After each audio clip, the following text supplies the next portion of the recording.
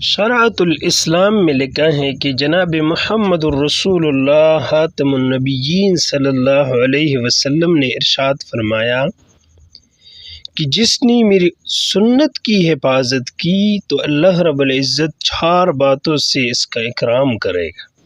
Number 1، نیک لوگوں کے دلوں میں اس کی محبت پیدا کر دے گا۔ نمبر 2، فاجر لوگوں کے دلوں میں ہیبت ڈال دے گا۔ نمبر 3، رزق وسیع کر دے گا۔ نمبر 4، دین میں پختگی پیدا کر دے گا۔ سبحان اللہ!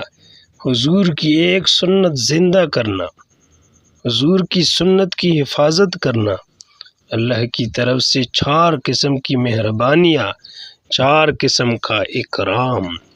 ہر کوئی اس بات کی متمنی ہے، خواہش رکھتے ہیں کہ نیک لوگوں کے دلوں میں ہمارے لیے محبت ہو، برے لوگوں کے دلوں میں ہم سے ہیبت ہو، اور ہمارا رزق وسیع ہو، اور ہمارے دین میں پختگی ہو۔